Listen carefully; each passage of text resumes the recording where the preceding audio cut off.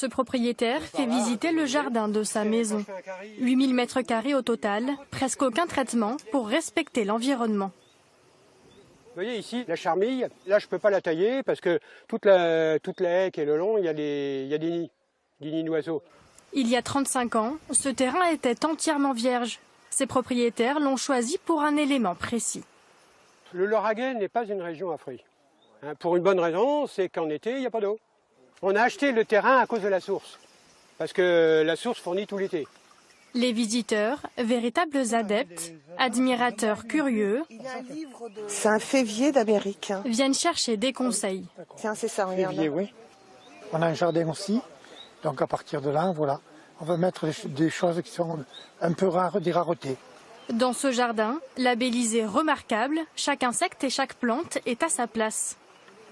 Partout dans la nature, les plantes poussent sans qu'on les arrose, sans qu'on mette d'engrais. J'ai essayé partout de créer un équilibre dans le jardin de façon à ce qu'il soit autonome dans le massif qui était créé.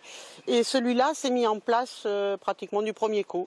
Donc c'est très agréable d'avoir un massif qui demande un quart d'heure de désherbage au printemps et un quart d'heure à l'automne. Entre avril et juin, ici jusqu'à 100 personnes sont accueillies chaque jour. On a eu envie de partager.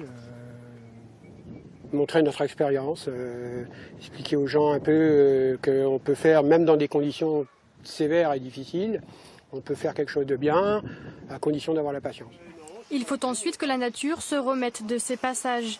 Les propriétaires espèrent donc qu'ils ne soient pas trop nombreux.